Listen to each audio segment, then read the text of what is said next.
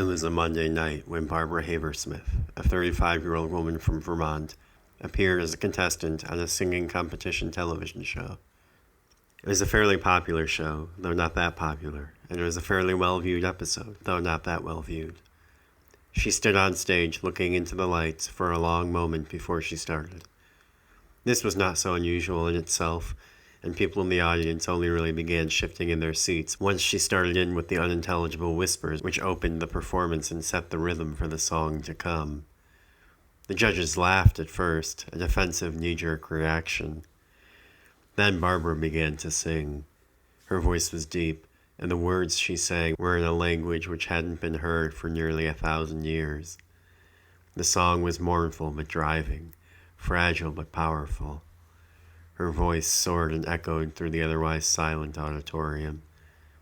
Its effect on the audience was such that not a soul stirred when she stopped singing to remove a primitive-looking pan flute from a leather bag. She played the same tune then on the flute, which lasted perhaps another minute, and then she thanked the judges, looked directly into the camera, and walked off stage. The auditorium was still silent when the network went to commercial. The phone lines at the television station were immediately flooded with calls from people wanting to know what the song was. Nobody knew. A man in New York jumped from the balcony of his 27th-story apartment. A wife in Wisconsin who was cooking dinner at the time took a kitchen knife and stabbed her husband nearly a dozen times. Reports and rumors of horrific and inexplicable violence began to fly, and before the show could air on the West Coast, the network pulled the plug. All official copies of the show were destroyed, and an investigation was conducted which found no connection between Barbara Haversmith's performance and the rash of violence which gripped most of the country between 8 and 10 p.m. that Monday night. Several journalists looking into the incident since have found that Barbara Haversmith was an assumed name. No real identity for the woman was ever established, and there have been no documented sightings of her since her appearance on the show.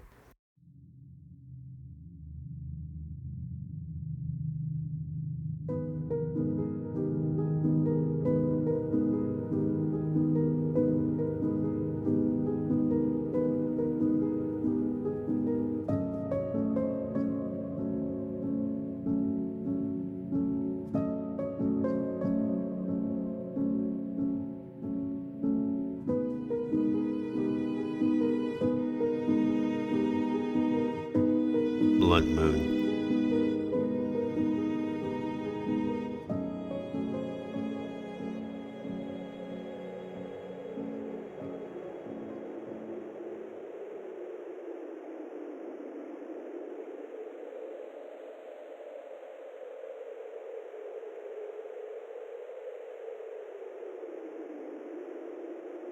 "'Twas a witch once dwelt in this very spot, in a cabin perched atop this lonely hill.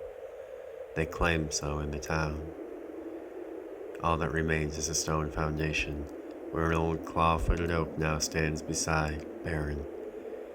The straits are visible over the treetops in the near distance, the din of them churning always beneath the wind, swirling this way and that through the wavering branches. There is a terrible power to the place still, claim some in the town. If you place your palm atop the cold stone foundation, you can feel it, an electricity in the wrist, rippling up through you. This may explain why so many are found unconscious here, many after sudden and extended disappearances. Such was the recent case of the slumber party that disappeared from the second-floor bedroom without a trace and were found atop this lonely hill nearly 2 weeks later, still dressed in their nightclothes. A half-dozen girls and not one could say how they'd come to be here, or recall anything that had happened on that night or since. Pine needles lie spread across the mossy surface of the 4 pillars, the stone crumbling with some dignity into yellow grass tucked shivering into the earth.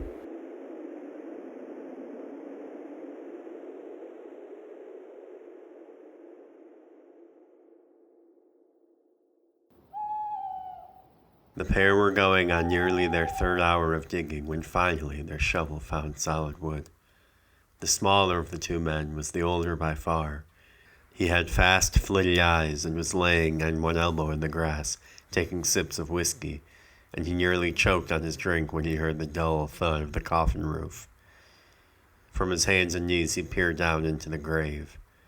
The larger, younger man stepped back, leaning on the shovel to wipe his brow. He bent his knees a bit to keep the top of his head out of the biting wind. The older man clapped him on the back and helped him clamber topside. A stream of loose dirt and small rocks skidded down and across the pine boards. The older man followed, nearly splintering the carpentry despite his size. With his palm he brushed aside the excess earth and then began prying at the lid.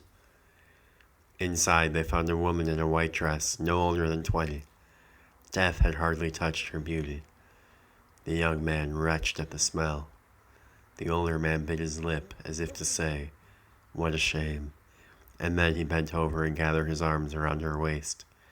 The younger man received her back into the world of the living with his eyes clenched. Their work half finished, the pair sat on the grass, passing back and forth of the bottle. The lady between them looked as if she were napping through their picnic, save for the strange angle at which her head lay. "God will punish us," said the younger man. His eyes were fixed on some indeterminate point in the distance. "He will not," said the older man, "and the king will reward us, in this life." The younger man took the bottle, but did not take a sip. "I wish you'd not asked me along for this." "That's some way to show your appreciation." The older man took back the bottle and finished it. "What could they possibly want with her?" said the younger man. "I don't know. I don't ask such questions." Someone was approaching the graveyard via the road. The older man turned down the lantern till it was barely aglow, and then he hid the glow behind the girl's headstone. The traveler paused for a moment at the open gate before hurrying down the road, his footsteps twice as quick leaving as they'd been in coming. "It can't be anything good or holy," said the younger man. He kept his voice low. "Of course it's not, but what business is that of ours? There is no doubting they will use her for devilry, for their black sorcery. This poor girl will be a party to the foulest evil rituals, the details of which my mind dares not even imagine. She will not. She is with the Lord in heaven. But why abet them? Why furnish them the supplies of their meddling?" The older man stood up and tossed the empty bottle into the empty coffin. "If you find work that pays better, perhaps you'll be as generous sharing it with me as I've been with you."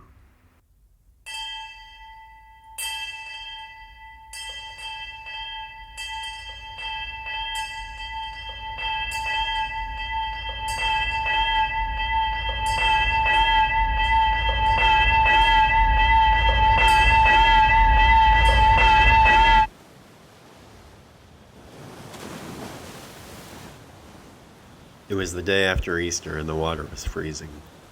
As soon as Carol saw Frank's kayak begin to swamp, she knew they were in trouble. The weather had turned suddenly while they were out paddling, and it took all of Carol's strength to drag her husband and his boat ashore. They landed far from where they'd launched and where their car was parked. Rain was not far behind the wind which had chased them ashore, so they set off into the woods, Frank already soaked and shivering, hunched beneath a towel. Evening followed swiftly thereafter and found the pair still several miles from their car and struggling to keep the trail.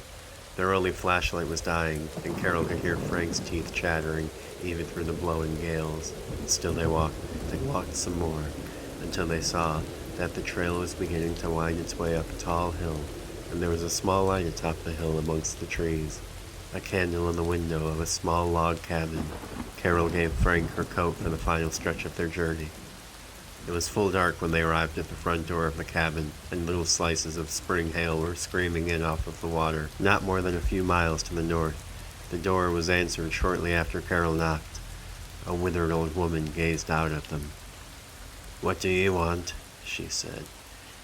"You shouldn't go knocking on folks' doors at this hour. You're liable to give an old woman a heart attack." "I'm sorry, but my husband's kayak sank and I'm worried he's going to get hypothermia." Carol could see a fire roaring in the fireplace behind the old woman. The door closed for a moment while she jiggered with the lock, and when she opened it again, she was carrying a blanket, which she draped over Frank's shoulders as he crossed the threshold, teeth still chattering like manic tap shoes. He and Carol dropped to the floor in front of the fire while the old woman prepared 2 bowls of stew from a large steaming pot. Carol thanked her. The old woman said nothing, only nodded, and retreated to her rocking chair in a shadowy corner of the room to resume her knitting. Frank's bottom lip trembled, turning a pale blue. Water dripped from the drooping strands of his hair and puddled in a rut in the floorboards. "You are travelers?" asked the old woman. "Yes. I can tell you a tale," said the old woman, "to help pass the evening." "Do you have a phone?" "No." She gestured at Frank with a bony finger. "Feed him. It will help." Carol did as the woman instructed. Frank slurped weakly at the trembling broth. Most of the spoonful dribbled down his chin to mingle with the rainwater on the floor, where it danced with the dark reflection of the fire. It was many centuries ago, in country much like this, during the time when the clan of Moriarty held dominion over all the north coast, from the river in the east to the mountains in the west. An island stood not far off the coast, which was just visible on the horizon on clear days, and which the clan and all the population of the wild countryside considered sacred and possibly haunted. This was in the early days of Christianity, when folk attended Mass in the mornings to appease their lords and at night worshipped the old gods behind the closed doors of their own homes. Many claimed to have heard a strange whistling coming from the place on days when the wind was right, so faint that it almost sounded like no more than a ringing in your ears, except for that bizarre, enchanting melody. None were allowed to visit the island save for William, and few would have volunteered. William had worked for the Moriartys from the time that he was a teenager, ferrying their dead across the straits to the island for burial. He lived in a hut in the woods atop a hill, much like this one, and was widely thought to dabble in sorcery. Though he was largely shunned from village life, many were the so-called Christians who would venture to visit to his hut in the night and paid him for a love spell or a curse on arrival. It was a windy day in late May when William was summoned from his dwelling. The matriarch of the family had died. They would sit with her body through the night, and in the morning William would embark with her for the island. Through one window of his hut, William could see the lighthouse, nothing more than a burning dot in all that darkness. His other window opened onto a wind-swept moor. The windows in the keep across the way were ablaze all night, and when the wind began to blow from the east, William would hear the multitudes of wailing coming from within those high stone walls. He woke before sunrise and walked the short path down to the beach. The sand was cool, the dune grass brushed his ankles. The conifers were all bent permanently backward, exposed roots like fingers clawing madly into the chalky topsoil for anything solid, so that even when the straits were at rest, the whole of the terrestrial world was frozen in a pose of permanent subjugation at the memory of their past violence. These desperate angles caused them to tremble with loathing at even the gentlest summer breeze. William had known the dead woman intimately, in 3 secret trysts. Her father was the first of the family that William escorted to the island. They locked eyes while the coffin was loaded into the boat, and upon his return William was invited to dine with the family in the keep, as a gesture of appreciation. After dinner, as the rest of the family retired, the woman called William into her quarters. She was not married then, as she was some years later when her older sister died. She stayed up with her, hacking and wheezing into the small hours each night for several weeks until the sister finally died. She went to him then, knocking on the door of his hut the night before he was to sail with her sister. He never saw the sunrise. The straits were too cloaked in fog. At some point the sky had begun to glow, and it grew brighter with each passing minute. He was finishing preparations on his boat when he saw the caravan depart the keep and begin to snake their way like ants across the moor. They arrived several minutes later and began loading the coffin without a word. William searched her husband's face, but their eyes did not meet. He stood like a statue with a hand on the back of each of his small children, who gripped numbly at his legs. The water was utterly calm. A seagull called out from somewhere in the mist, circled half into view for a moment, and then disappeared back into the soup. The same men who loaded the coffin helped him push off. William gave one look back over his shoulder. Already the troop of mourners were fading. He set his sight forward, where he knew the island lay waiting. Wisps of fog snaked past the boat like lingering incense, and soon sounds of land faded as well, leaving William, the boat, and the dead woman alone in a room, passing in silence through oblivion, the water lapping at the side of the boat, the oars dipping muted through the mirrored surface of the water. William takes his pipe and tobacco from his pocket, packs it, strikes a match. Her presence on the boat is immutable. It is undeniable. Her coffin is a polished mahogany, finished with a simple flare of design on the bevel of the lid, ending abruptly in sharp 90-degree cuts, the clean linearity of the box, the woman's lips pulled taut inside and parallel, neither happy nor sad, and held stubbornly shut. As the sun rose higher in the sky, it began to burn away some of the fog, and a cut of blue sky opened up overhead. Not long after that, the sheer cliff walls of the island's southern face revealed themselves through the dissipating gloom. The island, sprouting from its own reflection, imposed on the soul as if it were twice its actual height. A slice of the rock face caught the sun at such an angle that it began to glitter in bronze. William's boat sailed boldly onto the watery image of the place. The cliffs grew taller, swallowing up more of the horizon, until he was close enough to spot a bird circling the cypress trees which guarded the approach. He cut his course straight past the island, right by the tumult of rocks and jaggedry, which in rougher conditions would have eaten his boat and ground him into mince. Many years ago, when clans from across the water were invading, one of their boats sailed too close to the island and was torn board from board. When William next sailed to the island, he could see, for a stretch, the faces of the sailors in their watery graves amongst the rocks, with eyes watching him which appeared almost to glow in the murk. And when William reached out with oar, he found that the water was deeper than some trick of the light let on, for, though it looked as if he should have contacted the corporeal remains of the invaders, the face of his oar slid right through their visages, as if they were only more water. He never liked to look down into the water around the rocks after that. He steered easily into the cove that the open water had carved into the far side of the island. He pulled the boat up alongside the dock and tied it off there. Once he'd lit the wall sconce, he went to work unloading the coffin.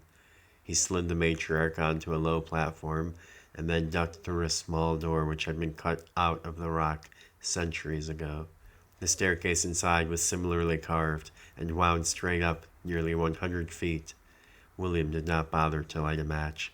He found it easier to use his hands in a sort of half-crawling motion, and so once he began to climb, it became unfeasible to hold one anyways. The passageway did not afford him the room to turn around once he was thoroughly wedged into the heart of the rock. His heavy hot breathing echoed back at him, and when he steadied his breathing, he could hear his heart beating and his blood rushing through his veins. No matter how many times he does this climb, there comes a time in every ascent in which he begins to contemplate the possibility that the gap of sunlight will fail to appear overhead, begins to really believe that it never will, that he is going to suffocate and be entombed in the stairwell. But always the sun appears. This time is no different. His head emerged amongst blowing grass, like a revenant rebirthed unto the land of the living, of the warm sun and cool breeze. Dozens of statues, only just larger than an actual man, so that the effect went more felt than noticed, lined the gleaming white walkway. The hedges and grass along its borders were neatly cropped, the mausoleums scrubbed to gleaming. William grabbed the wheel and cranked again and again. 100 feet below, the platform began to rise, carrying the woman and her box skyward one lurch at a time. Once she had reached the surface, William hoisted her onto the cart which would deliver her to the slot in the family mausoleum which had been waiting for her longer than she'd had a name. What did he do with her? The fire had simmered to a weak murmur, and the old woman was up tending to it. Frank had fallen asleep, and only now did Carol notice his light snoring. Outside, the rain had stopped. The forest was steaming. Did she rise from the tomb for one final rendezvous by moonlight, only for the boatman to wake in the morning and find, by the light of day, that he'd shared a bed with a corpse? The old woman almost smiled. Who told you that? Nobody. I made it up myself. Inferred it, you might say. Well, it's only part of the story, anyway. When they met their third and final time, the matriarch knew that she was soon to die. She stowed away with her daughter's coffin and appeared to William on the island. At first he must have thought her a specter. She showed him where a patch of nightshade was growing and told him of her coming death. Wait for me here, 3 nights after you have interred me. On the 3rd night, eat 9 of these berries and lay down in your shack. That will bring you close enough to death to meet me. He did as she'd instructed then, peered out of the window of his shack and smoked a pipe into the late hours of the first night, and saw nothing so much as a squirrel or chipmunk move all night.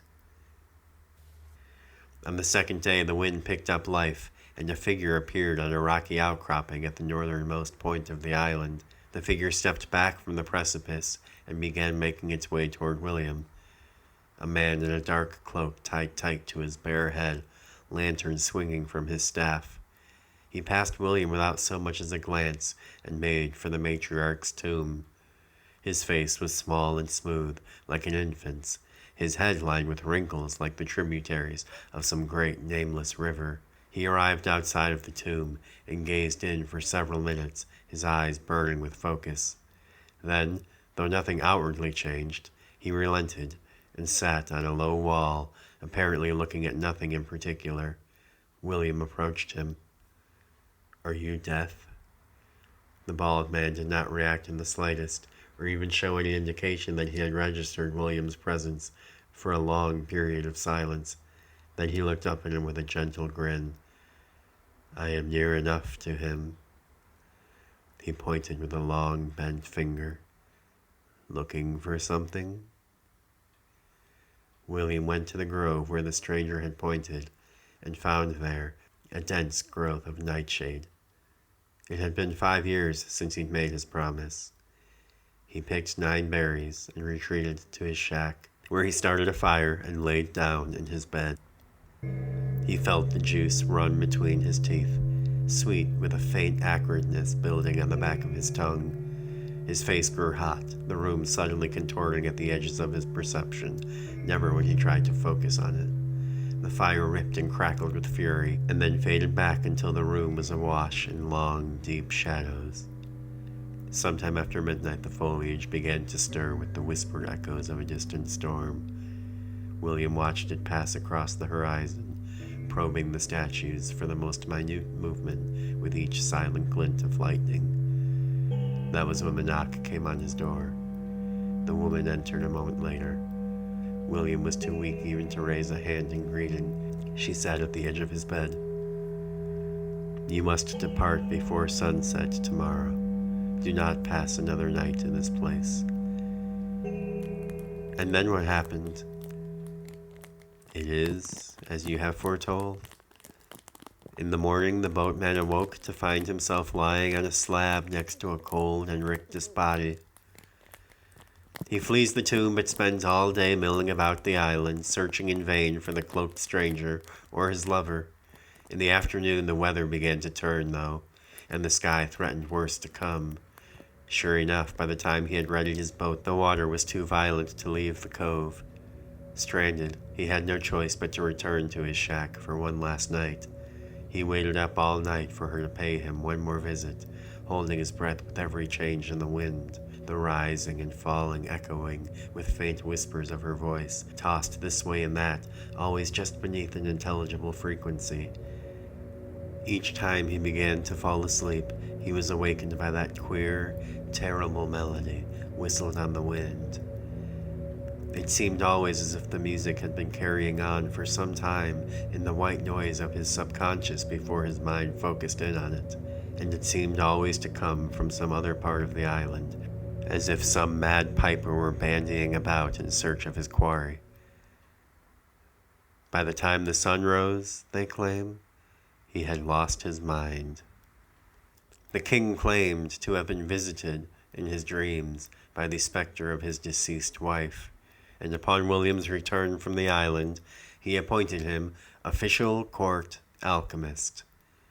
Thenceforth, William spent most evenings toiling away in his tower in the keep, working deep into the night, and only returning to his bed across the wind-swept moor in the early hours before sunrise. Travelers passing at night claimed to have seen indescribable colors between the slats of the study's high windows. They claimed wretched, uncanny odors emanated from the place. Children frightened each other with tales of friends who ventured too near the keep and were never seen again. The more paranoid of the adults were liable to whisper in private that the court allowed William his selection of children as stock for his spells and experiments, so dedicated was the king to the work. Some even claimed that the court procured the babes and children for him. All but the most shameless and the most desperate ceased their nocturnal visits to him in those years, and word went around that he was engaged, not in alchemy, but rather in plumbing the secrets of the Kabbalah at the behest of the eternally grief-stricken king, who for all his remaining years expressed no greater desire than to see his dead wife returned to the flesh, if only for one evening. A number of years after the death of their mother, the king's remaining children, a set of boy and girl twins, died exactly a year apart from one another under mysterious and mysteriously similar circumstances. William ferried both of them to the island in their time. From then on, rumors would begin any time a member of the clan passed, no matter how minor in political stature or distantly related. Some of the folks in the wild countryside will tell you that in his old age he would conjure any excuse he could manage for a chance to return to the island, for a chance to see his lover as he once knew her in his youth.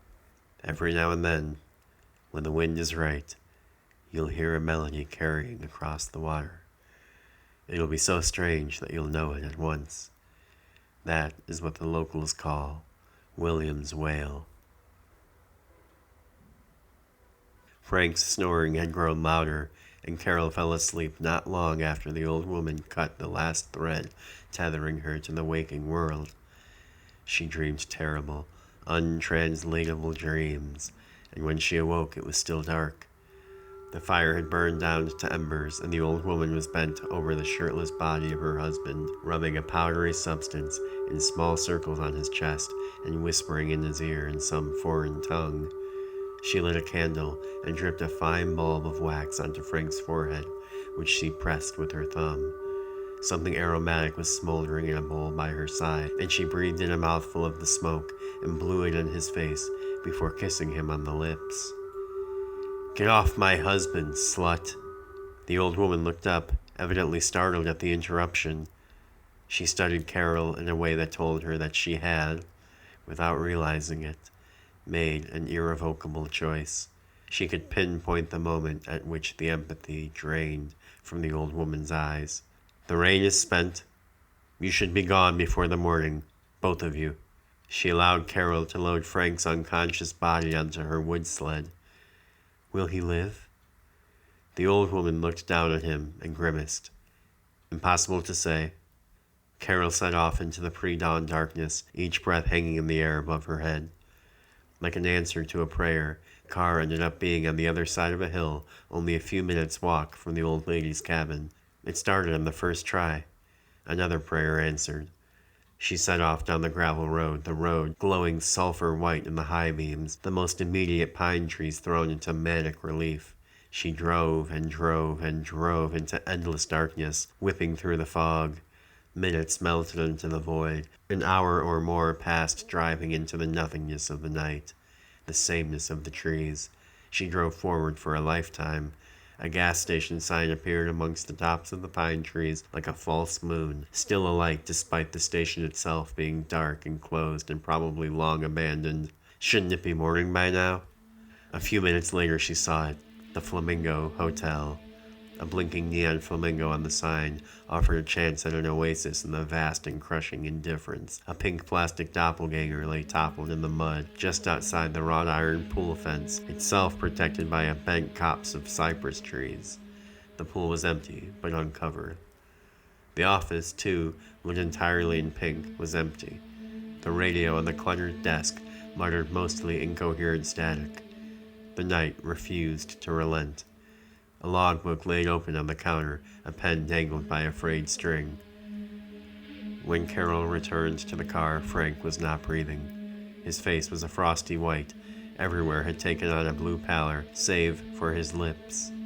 His lips were pink and flush and as alive as the first day she'd kissed him. She knocked on every door at the motel, to no avail. Nobody so much as hollered at her from behind a closed door to let them sleep. A dog barked, somewhere in the cold distance. They drove on, funneled along the two-lane highway between the low pines until they arrived at a crossroads. Carol stopped the car, idling at the intersection for a long time, unsure of where to go. She glanced left and right, then left again and right again before crossing. She pulled into the parking lot of a ruined church. The stained glass had long ago been loosed from the windows, leaving only gaping black eye holes in the face of the architecture. Carol cranked the wheel to bring the nose of her car around 360, and as her high beams swept across the windows, they froze. For the briefest of moments, 24 people or more, standing spread about the gutted interior of the structure in abject blackness, trapped them forever in Carol's memory in a thorn bush of obliquely drawn shadows. She gunned the engine then, and pulled back onto the main highway. They drove and drove. The hospital was nearly an hour away, and Frank was not breathing. There was nothing to be done except to drive. As the car crested another hill, she gazed down on the next mile and a half of road. A long carpet rolled down a straight slope into the bowl of a vast U that had been carved through the blanket of pines which otherwise spread from horizon to horizon. She'd never paid the stars much attention before, but now as she looked up through the windshield, their arrangement seemed somehow unfamiliar.